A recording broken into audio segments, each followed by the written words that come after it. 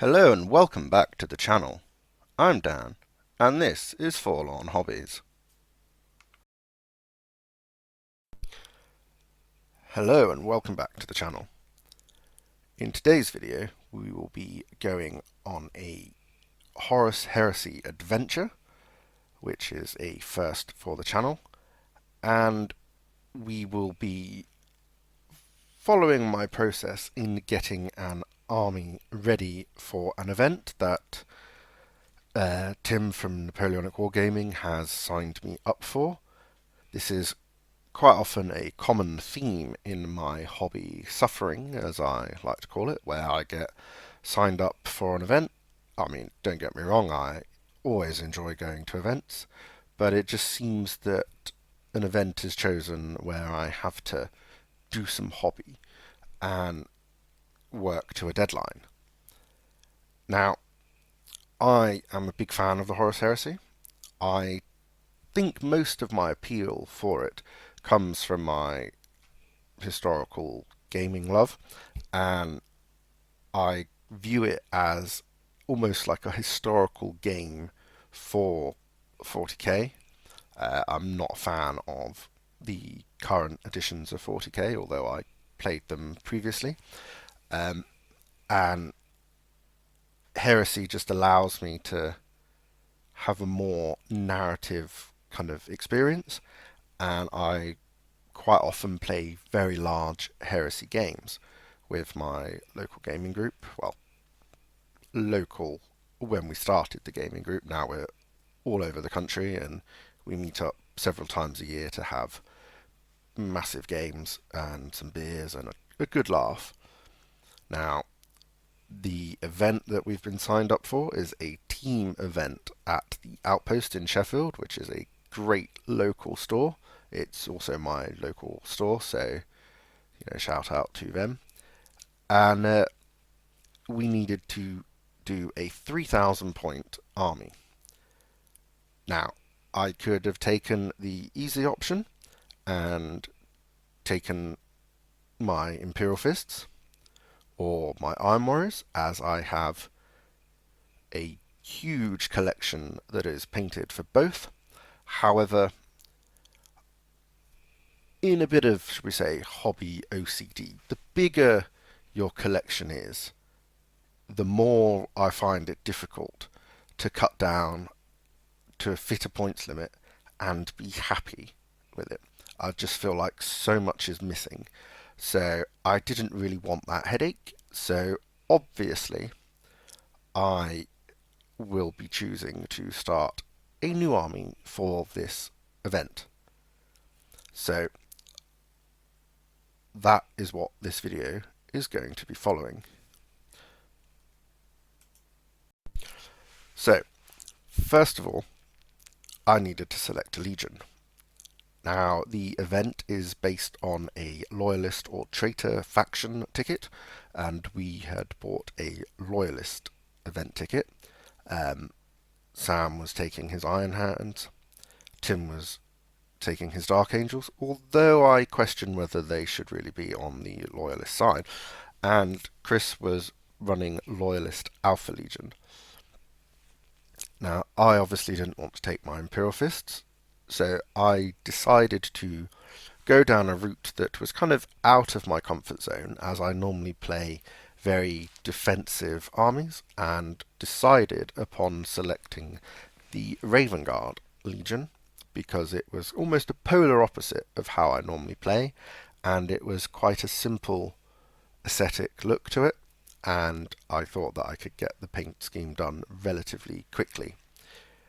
Now, when we decided this, I had a couple of months to plan and prepare.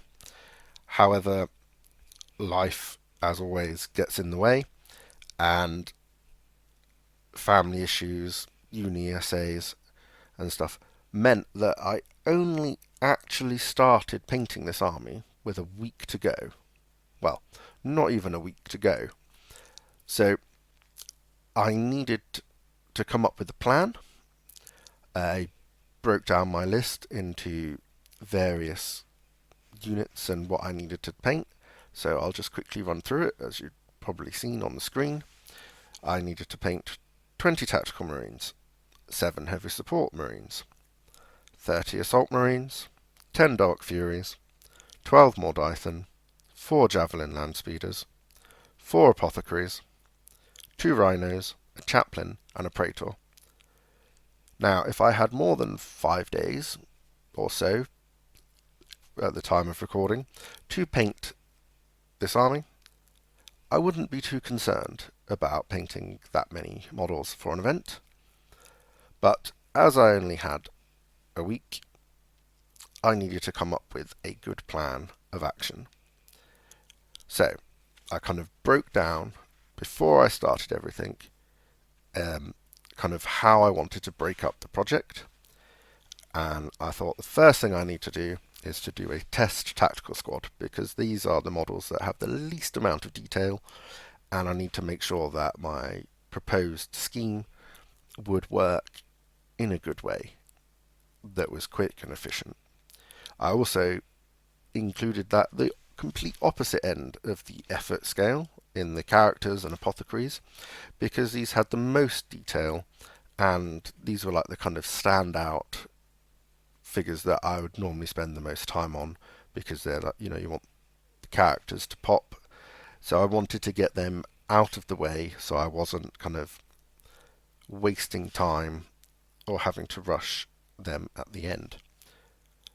Then it was about looking at the biggest units, trying to get them out the way.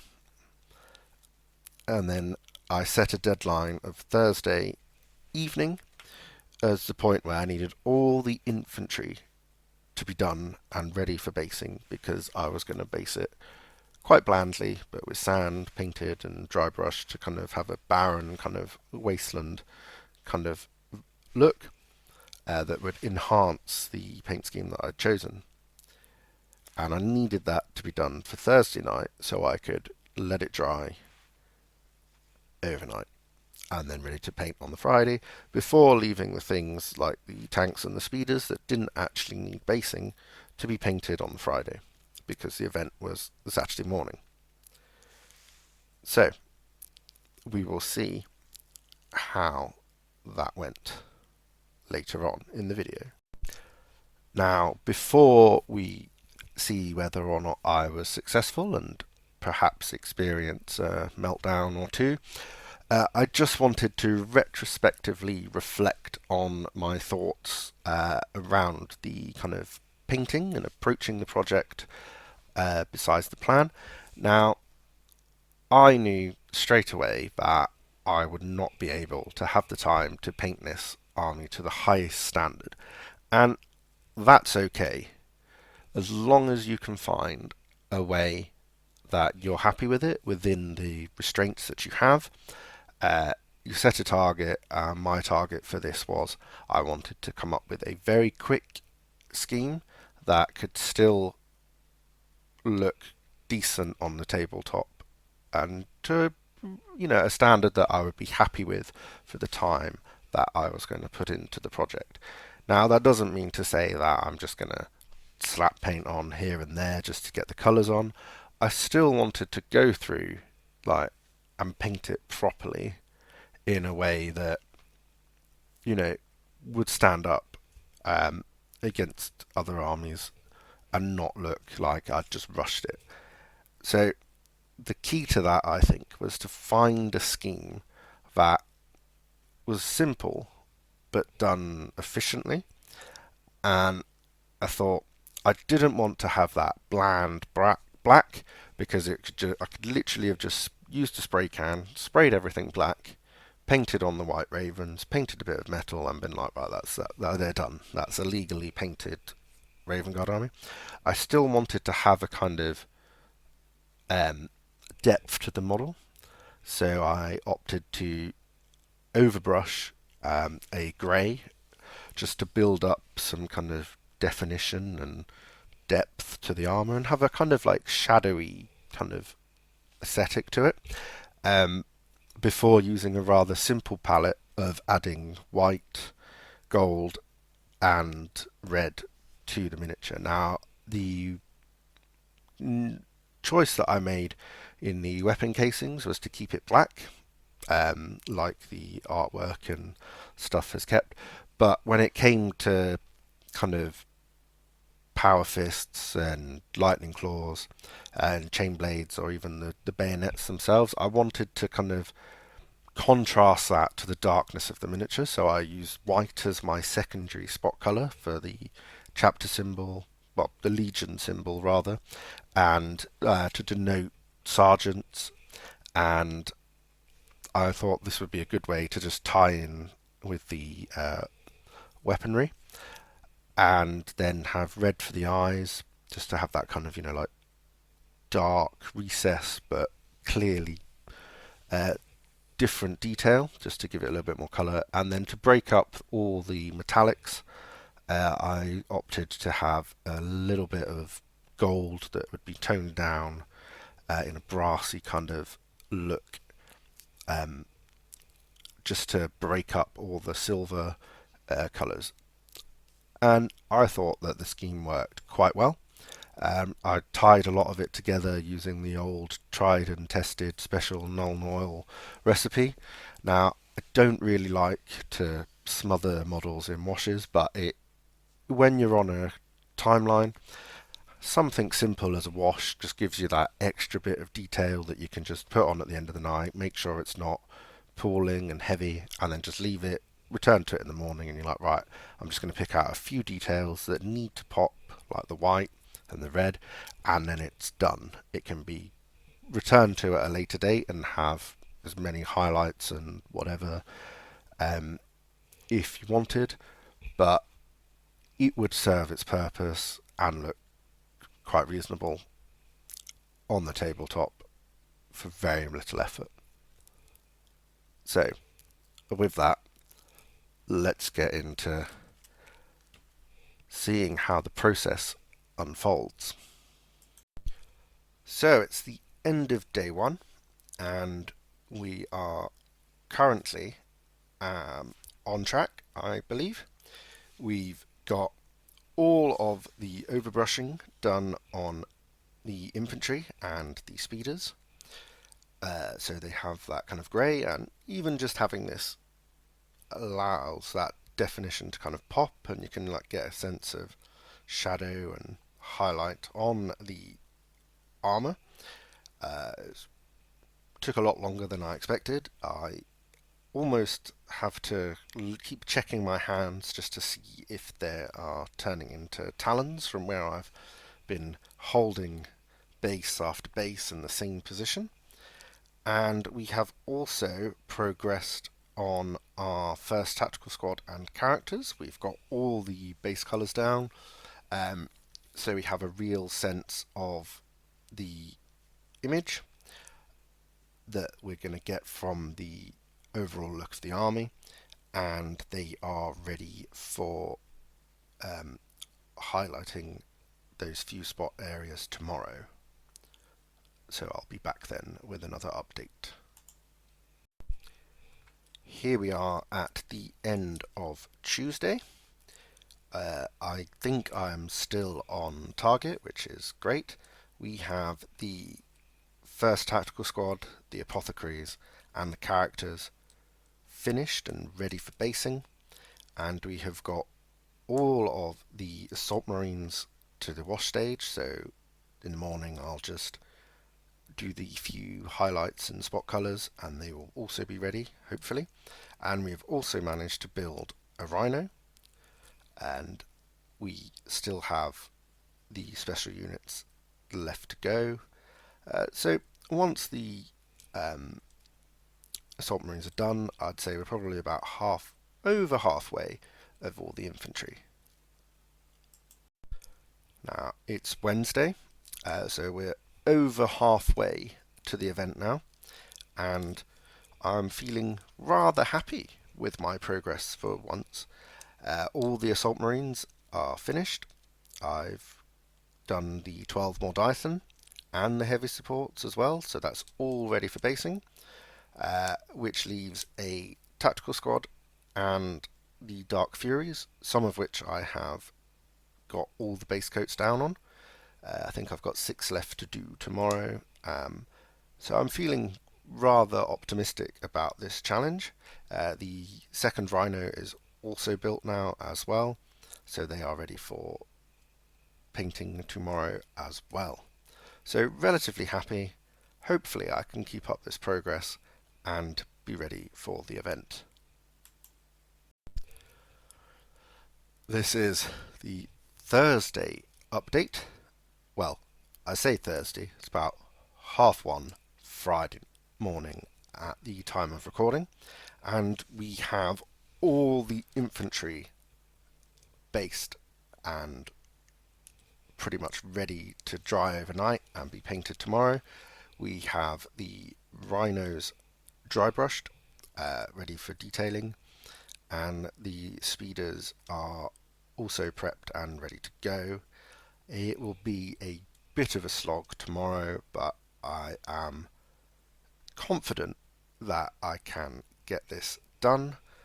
The basing, as I've said, will just be a all-over paint of brown, and then a dry brush or two just to make it stand out. And we've painted all the rocks as well because we used the cork board just to elevate specific models like the characters, as well as to kind of make the scale creep that's happened in a lot of the Heresy releases of late, well, of this edition, with the Dark Furies and such. They're noticeably smaller than the Assault Marines, so I just wanted to give them a little bit of extra standing, just to kind of negate that size difference so it doesn't look as obvious. And I've also painted, well, not paint, the rocks that I've added to the speeder bases, which I'm obviously painting separately, and then using a bit of brass rod to attach the speeders to the bases at the end. So that's why I've left the speeders to the last minute, really. So I'm hoping it'll be nice and straightforward tomorrow, and that we can get them done with plenty of time to spare. So, it's the night before the event. It's currently 11:45 Friday evening, and we have the rhinos painted and done. The first base coat on the bases is all done, on all the infantry. That took a lot longer than I'd expected. We have a speeder fully painted, one well on the way, and two that really need a lot more work. Now, I have kind of got a little bit carried away with some of the freehanding and weathering on the tanks, but I just felt that they needed it just to break up the flat surface colours. So hopefully I'll be able to get some sleep tonight and get this project finished at the same time, because I really need to be refreshed for the event tomorrow. So I'm just about to head out the door for the event today. It's about 8:20, and I can say the army is done. And I finished it about 10 minutes ago.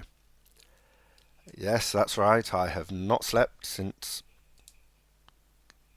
Thursday night, and I've done the time-old honoured tradition of that last minute push for an event. Is it really an event if you're not up all night painting the night before? Obviously not. So hopefully I will still be functioning for my games today, and yeah, let's see what the day brings. Now, I had hugely overestimated how long the vehicles would take, mainly because I just went, oh, this is a simple scheme, it shouldn't take too long. But I felt that it needed more detail added just to give it the same kind of presence as the infantry. So I ended up doing a bit of rough freehand, which, I mean, as you can probably tell, uh, there's slight discrepancies depending on how tired I was and at what point on Saturday morning that I painted them. But it was all done, and I was happy with it. I had planned to do a separate event review, but I've taken a single picture today, and I just need to sleep. So I'm going to roll it into this video as well, with a slight roundup, which I will do when I'm actually functioning. So the event itself was fantastic. I'm not normally a fan of competitive Heresy games, but all of my opponents were amazing, and I had 5 great games, even though I was battered in every single one of them.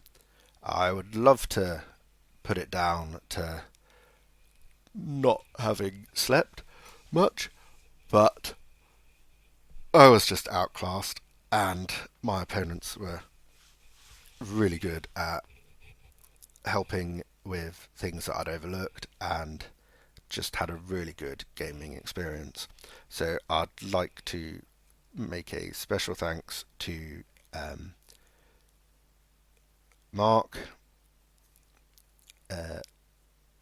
Joel, Ian,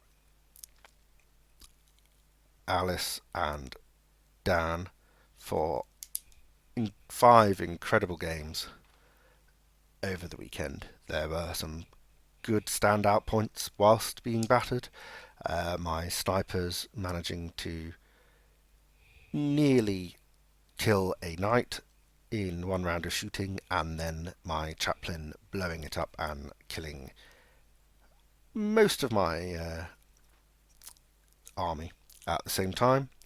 And then the last game in particular, where my all infantry army came up against an all tank army, and that was very fun. I'm glad that game was the last game where I could actually function, because I'd slept on the Saturday night for a good 11 hours, and then I was able to think, and it was a very entertaining game in the Battle of the Dans, to see who would be the one that actually won a game all weekend, and obviously it was not me.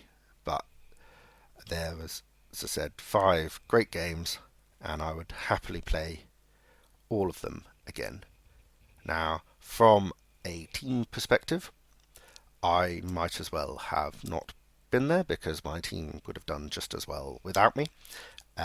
Sam, the filth gamer of our group, he obviously had to do a lot of heavy lifting with myself on and Tim on his shoulders, although Tim put in a much more stellar performance, even winning his first ever game of Heresy, even though he's played it for a good 10 years now.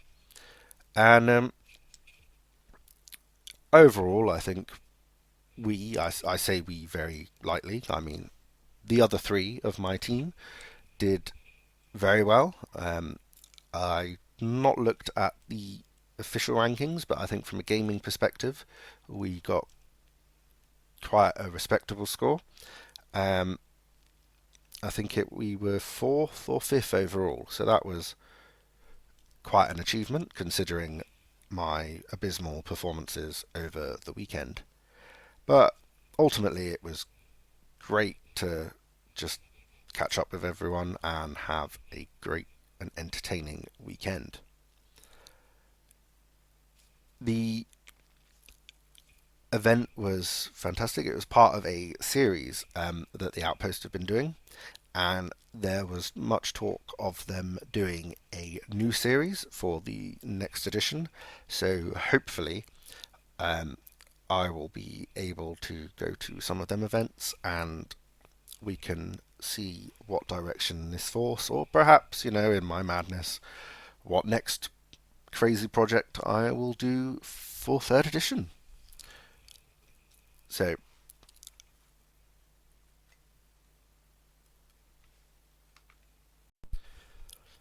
that's it for today.